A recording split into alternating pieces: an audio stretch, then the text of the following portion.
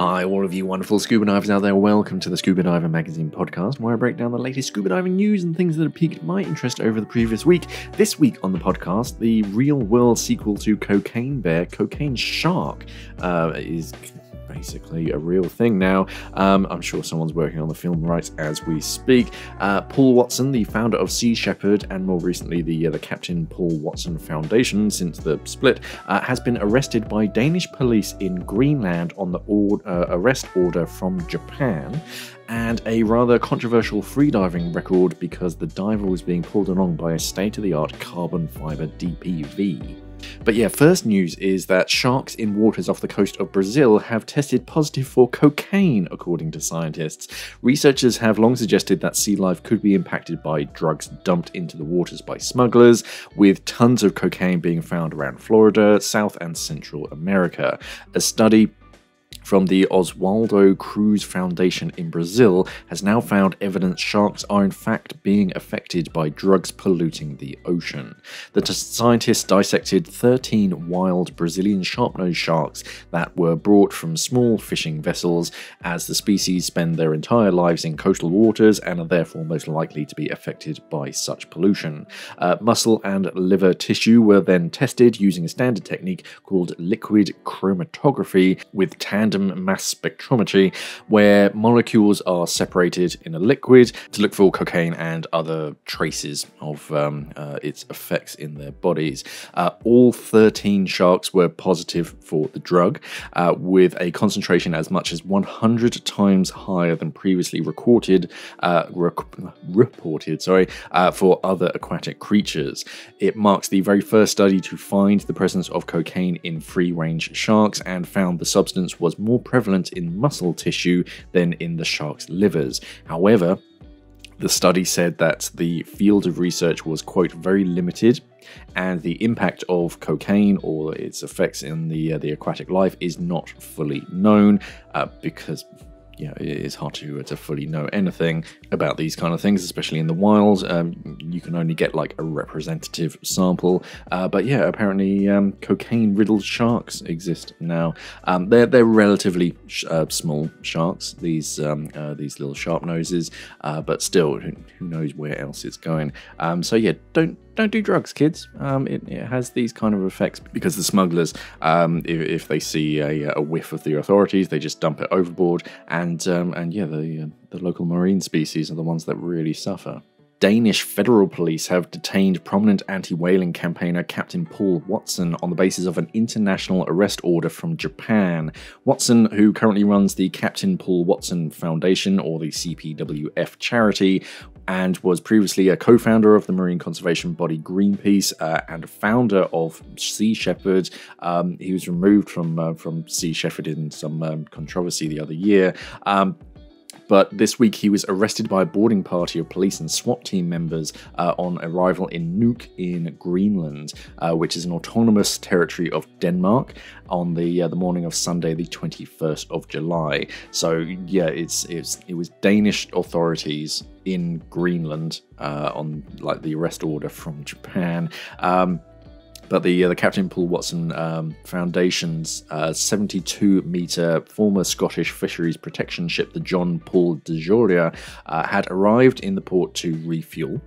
Watson was led off the ship in handcuffs and taken to the local police station. The ship's crew and 25 volunteers had been heading for the Northwest Passage as part of the Operation Kangai Maru, a mission to intercept Japan's latest factory whaling ship in the North Pacific. The Foundation understood Watson's arrest to be related to a decades-old red notice issued for Watson's earlier anti-whaling interactions in the Antarctic region, quoting, "We're completely shocked, as the red notice had disappeared a few months ago." That was stated by the Foundation Ship Operations Director, Lockie McLean. Further quoting, "We were surprised because it could mean that it had been erased or made confidential. We understand now that Japan made it confidential to lure Paul into a false sense of security. We implore the Danish government to release Captain Watson and not entertain this politically motivated request." Japan's Antarctic, in inverted commas, Scientific Research Whaling Program, JARPA, was declared illegal by the International Court of Justice, the ICJ, in 2014. They were sending out these whaling ships, or alleged whaling ships, under the they were doing scientific research, and this is why they were catching whales. It wasn't for anything else. But Japan continued operating in breach of the ICJ ruling for several years before ceasing Antarctic high seas whaling in 2016, though it still hunts whales in its own waters. The charity believes that Japan plans to resume high seas whaling in the Southern Ocean and North Pacific next year, and claims that reactivating the red notice against Watson was politically motivated to coincide with the launch of its new Kange-Maru whale processing vessel. Watson, who had started the Operation Kange-Maru, which marked 50 years of his marine activism, was, quote, the most high-stakes mission in all of my years of opposing whaling in the world's oceans. The John Paul de Joria was set to be the first anti-whaling ship to attempt the notorious passage between Baffin Bay, west of Greenland, and the Beaufort Strait, north of Alaska. The ship's crew and the CPWF volunteers currently have no means of contacting Watson whilst he remains in custody, and has been given no further news on him. The police have stated that he would be brought before a district court where they would request his detention before a decision was made on whether he should be extradited to Japan. The CDWF are calling on supporters to lobby their local Danish embassies and consulates to prevent his extradition to Japan. Following an unusual number of deaths around the waters in Malta, Divers Alert Network had been talking with the Times of Malta this week. Some 95% of scuba divers in Malta come from overseas, and almost 70% of the island's 62 dive centres are under non-Maltese ownership and operated by foreign nationals. These are among a number of statistics explained by the Divers Alert Network Europe's head of marketing communications, Christian Pellegrini, to the Times of Malta this week. Dan Europe is actually based in Malta, and Pellegrini was addressing apparent concerns that the most local diving accidents, including 4 fatalities that have already occurred in 2024, involve foreign divers. Earlier this month, 2 Polish wreck divers died, preceded in May by a Swiss woman who also died whilst diving in Gozo, and a male diver from the Netherlands in March. The March death came as a part of a widely publicised incident in which 17 divers were caught out by changing conditions and had to be rescued from a wreck site in northeastern Malta. Citing a report commissioned by Malta's Professional Diving Schools Association, the PDSA, and the Malta Tourism Authority this year, Pellegrini said that 68% of Malta's dive centres were owned by foreign nationals, of whom 22% came from the United Kingdom. There had also been an increase from 3% to 7% in the number of Polish divers opening dive centres in Malta in the past 4 years. The largest group of recreational divers came from the United Kingdom at 25% of the whole, while 17% came from Germany and 11% from France. Only 5% of divers were Maltese.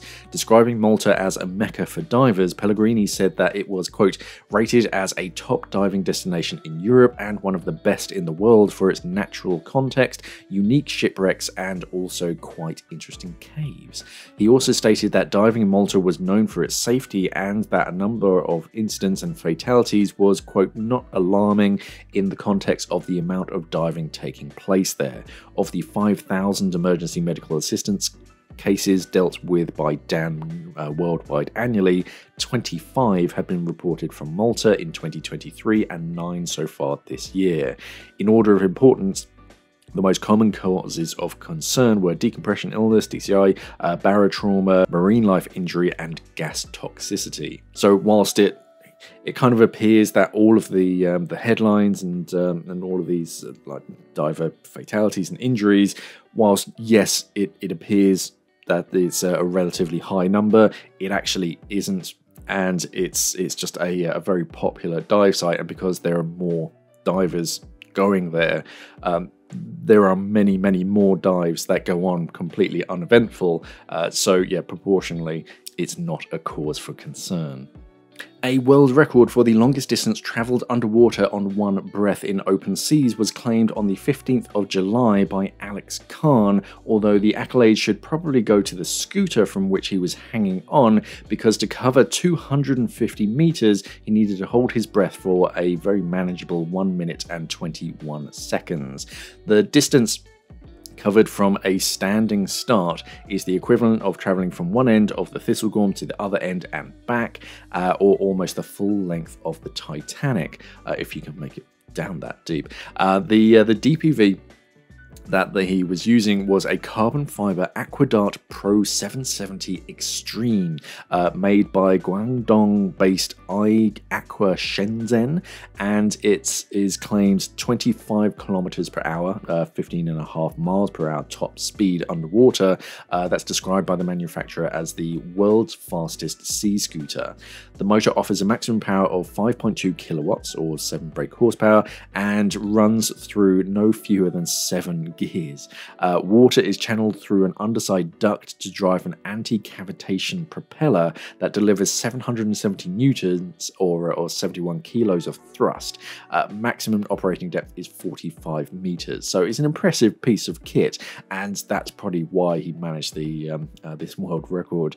Khan's achievement, averaging just over 11 kilometers per hour over the distance, is a record that an independent body such as Guinness World Records has yet to recognize, and is the result of what iAqua describes as its own ultimate power test, designed to demonstrate the potential of its top-of-the-range Aquadart Pro 770 Extreme model. Quoting, "We did invite Guinness when attempting this record, but they did not have a predefined category at the time, was too short for them to attend the event." That was a quote from iAqua co-founder and managing director Danish Syed Mohammed. Further quoting, "So as of now, it stands alone in the category." Mohammed also issued an invitation to other freedivers to try to improve on Khan's 250 meters distance using the iAqua scooter. Standard usage from the battery, depending on demand, is up to 140 minutes, with claimed scuba diving usage of up to 3 hours 50 minutes, which was including 30 minutes of stops. So I imagine if you get one of these static apnea guys or girls who can like remain motionless for tens of minutes, yeah, they can smash that record quite easily, as long as you just have to hold on to the thing and hold its triggers down. Yeah, they can last a lot more than 2 minutes. If you're interested, they retail for 12,490 euros, which is just over 10,500 British pounds. You should be aware of using such a scooter on Scuba though, because this sort of power, if you're using it in like 7th gear, of course it's going to push in your purge button. Chances of your mask slipping off, then yeah, it's surprisingly fast, so you would need something very hydrodynamic to avoid those kind of issues. I imagine it's a bit of a rush, but yeah, if you are interested, then it's definitely worth checking it out, and yeah, you can set a new world record. In other news, to mark the recent PADI Women's Dive Day, Emperor Divers has launched a very special trip which will be solely for female divers. An Emperor spokesperson said, quote, "It's a case of you asked and we listened. It's a suggestion that often comes up and we've decided to put it into practice, so welcome to Ladies Dive Cruise. It's a chance to leave the men back on shore and get away for a bit of girls-only time in the water. A serious diving experience, but only for the ladies." Sailing in June 2025, Emperor Superior will host its exclusive trip around Emperor's North and Easy itinerary, which showcases the fine dive sites of the Northern Red Sea, including Ras Mohammed, the wreck of the Thistlegorm, and the stunning reefs in the Straits of Tiran. The trip lasts for 7 nights. It will start and finish in Hurghada. The itinerary is ideal for anyone, regardless of experience level. Oh, there's no minimum number of dives required to join. Most liveaboards, you have to have a certain number of dives, but actually that's very appealing. Instagram star and friend of Emperor Kira Hartswigan, at Kira.dives, is the first name on the list, as she has already signed up to join the trip. Guests can book as an individual and join like-minded ladies, or round up a few friends and have a very special holiday together. With only one trip scheduled at this stage, spaces are limited. Superior has 26 berths, and Emperor expects them to go quickly. So for more information, visit the Emperor Divers website. I'll put a link to the article down in the description below, so you can find a link there. I don't think I saw any new dive equipment or anything overly exciting over the previous week. No, nothing really struck me. I haven't seen anything. So let's mark questions. The first one comes from Peter Julian Photos 4659, and he says, let me just silence that. Question regarding correct weighting. Okay, I've seen lots of videos and people saying you should be neutrally buoyant at the surface with an empty BCD and 50 bar left in your cylinder. Yes. My question is, should you not be neutrally buoyant at 5 meters with 50 bar and fully exhaled? That way you can ascend by breathing in, and you will continue to ascend because of Boyle's law. As pressure reduces, volume increases. This in theory means that you are using 11 liters less air to remain neutrally buoyant at 5 meters than being neutrally buoyant at the surface. 11, where does 11 liters come from? It's basically you want to be neutrally buoyant so that yeah, you can maintain that final decompression stop at 3 meters. Yeah, the generally accepted standard is that yeah, you should be able to maintain neutral buoyancy just below the surface, like 1 or 2 meters, without bobbing up to the surface with all of your sort of gas out of your BCD. Nowhere near your BCD, as little gas in your dry suit as possible, and you should be able to stay there. It's more about maintaining that depth even when you're breathing. You shouldn't have to do that on a completely exhaled breath, because you can't do a decompression stop by like holding your breath. Yeah, you should just be able to maintain neutral buoyancy at that point, and yeah, if all of your gas is vented out of your BCD and you're sinking, then you've got too much lead. And if you're ascending, even though you've completely exhaled at like 1 or 2 meters, you're still going up. Then you don't have enough lead.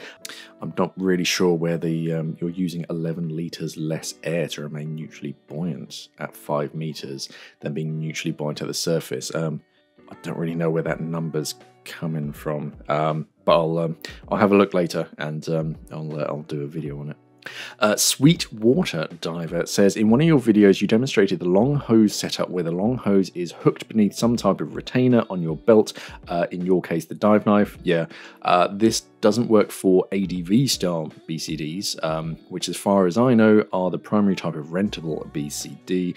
I was wondering if there's a significant downside to retaining the long hose with a bolt snap, i.e. tying a bolt snap to that part or length of the long hose, which would normally be retained, and then hooking it onto one of the ADV D-rings. Of course, it's not nearly as easily released as the retainer variant on a wing, but the hose length from bolt snap to second stage is already longer than the normal short hose setup one would otherwise dive, so that seems to make it a viable option when diving an ADV and wanting a long hose setup. Any thoughts? So using a rented jacket style BCD, but with a long hose primary donate, and because you can't like tuck it underneath anything, you've got that excess. Would you put a bolt snap halfway down the length of that long hose to be able to clip it to a D-ring? You could do. It depends on the BCD model. A lot of jacket style BCDs, especially like school and rental BCDs, they'll only have a D-ring either at the top of the pocket or down at the bottom, and that's a good like 6-7 inches. So that would give you either too much slack or maybe not enough slack. As far as deploying, yeah, as you say, it's going to add an extra element that you need to do to donate. Yes, you will still have plenty of slack when you're like face to face to be able to, for the other diver to actually breathe from it, and then once they've secured it, you can disconnect that bolt snap and have even more slack. I mean, I tend to I usually recommend, if you are diving like a jacket style BCD with a long hose, just tuck it underneath. It kind of goes under your arm. You create a bite with just a loop in the hose. Tuck that loop into the or underneath the side of the BCD, and as long as there's nothing that can get hooked in that bite, which means that you can't pull it free, that's gonna get the job done. I'd prefer to put it on the inside rather than the outside, just because it's something else to get caught on. I know you like a traditional octo setup will have that kind of hose looping, but if you are doing any kind of like wreck penetration or something, then it's just something else that's just begging to get caught on something. So I'd rather get it a little bit closer to my body and protected. I don't really mind if I scratch the rental BCD, but if I scratch my hose, I'm a bit more bent out of shape. It's a matter of, as long as you practice that kind of setup and it does work for you and your buddy, then fine. I'd prefer a slightly different setup, but yeah, as long as it works for you, then yeah, go for it. Ruai Burglar 8514 says the RK4 fins seem to have a very flat foot pocket. Is this fin unsuitable for divers with high arches? RK4 fins seem to have a very flat foot pocket. Yeah, most open heel fins have a flat foot pocket.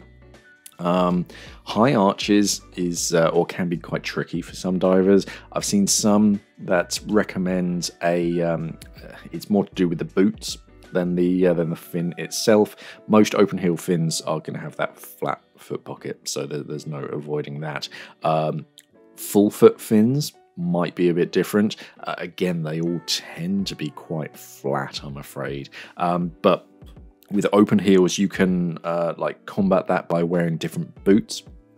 From what I've seen on dive forums, divers with high arches in their feet, they tend to recommend a solid, like hard-soled dive boot instead of the like a Mara's Classic NG or something, which is like a soft sole. You get something that's a bit more like a trainer sole, and that's a bit more rigid. There are some boots out there. There's the Scuba Pro, I think they just call it the Arch, or like the Arch 5 or something, which does have a bit more ergonomic soles to them. The Fourth Element boots, the Amphibian and the Pelagic, I think they come with removable insoles, so you can get the one that's most comfortable for you. And yeah, I think it's then just down to, I saw one person on a I think it was a Reddit post on SCUBA. They said that they liked split fins for that reason. They found it was much more comfortable. They didn't get any pain from them compared to other fins.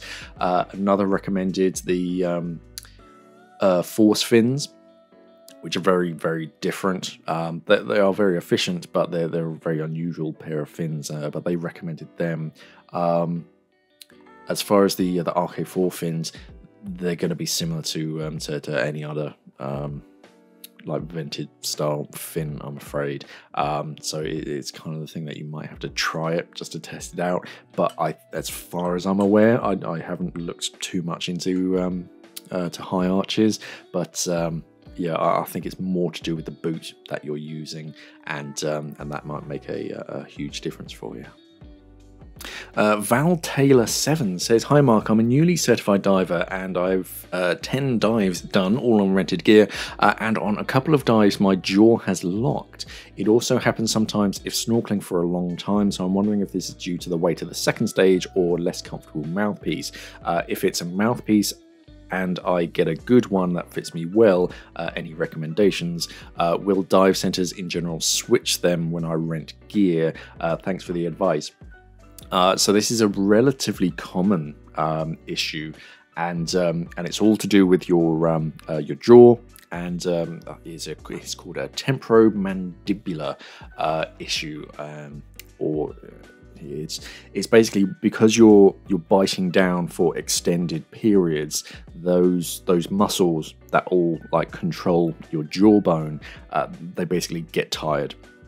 I get it sometimes on colder dives where it's just the cold. You get up and you surface, you take the second stage out, and all of a sudden your jaw doesn't move like it usually does.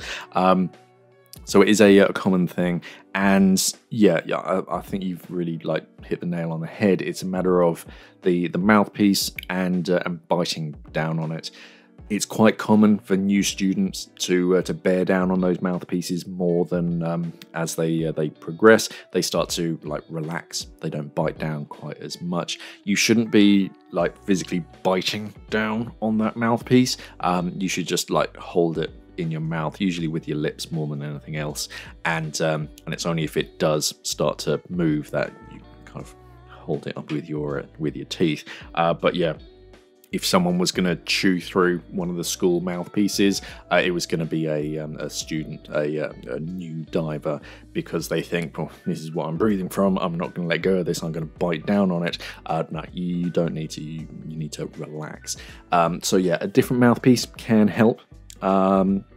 It really depends on you and your like mouth design, as it were, for lack of a better term. I quite like the Apex Aqualung Comfort Bite mouthpieces. They're very short, so they don't go too far into your jaw, and the Comfort Bite in particular has a little bridge that goes over the top that like sits behind your top teeth, and it just holds it in place without having to bite down.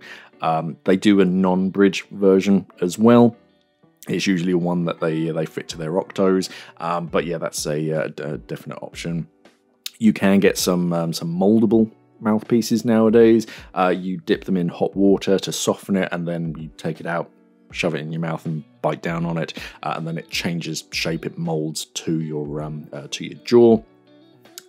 Downside is that once it is like molded to your jaw, it's quite hard in relation to other mouthpieces, so I'm not a huge fan of it. I find them a bit too stiff. You might find it a little bit different. It's all personal preference at this point. The one thing that I will say, and you do ask, will dive centers in general switch them? Maybe. It's unusual, but it's worth just asking in advance. Just say, oh hey, I'm going to be renting regulators, but I have like jaw issues and whatnot. Can I use my own mouthpiece? It's very much up to them. It's also quite tricky because there are at least 3 different mouthpiece sizes, as it were. Not the mouthpiece itself, but the part on the second stage that it attaches onto. They come in different sizes. It's not universal, unfortunately. I'd love it if it were universal, because it would make people's lives so much easier. But we're not quite there with the manufacturers at agreeing on a universal size. So even though you do get like a Comfort Bite mouthpiece, it won't fit any second stage out there. So you do have to sort of be careful of that. Second stage weight and design can make a big difference on this as well. This is why the Apex XL4 second stage is quite popular, because it's much more compact and smaller. So it means that if it's in your mouth for long periods of time, it's not bearing down and pulling down on you. Whereas if you get like a metal second stage, it's stronger, but it's also heavier, so for longer dives it can start to pull down, so you feel like you have to hold on to it a bit more, tensing your jaw. So yeah, there's that kind of downside. So yeah, second stage design does make a big difference. It's also worth mentioning something to your dentist. They might be able to recommend something, or maybe even some exercises or something. But yeah, it mainly comes down to mouthpiece design. But also, it could just be because you're a new diver, something that you're going to relax into. As I said, it is a common problem with new divers, like biting down harder than they need to. So just kind of relax. I wouldn't go into like buying replacement mouthpieces and all that kind of stuff. Just in your mind, every few minutes or so, just kind of think about how hard you are biting down on that second stage, and just think, do I need to bite down on, like, really bear down on this mouthpiece as much as I am? Or if I kind of like relax, will it stay in my mouth? Oh yeah, it does. That's a pretty common thing with new divers, so I wouldn't worry too much about it. But if the problem continues, maybe it's worth investing in your first set of regulators. It's a big deal when you buy your first regulators. I remember buying my first regs and how special that kind of felt. So yeah, it might be worth looking at a smaller second stage. Yeah, as I said, the XL4 is popular because it's both cold water and lightweight.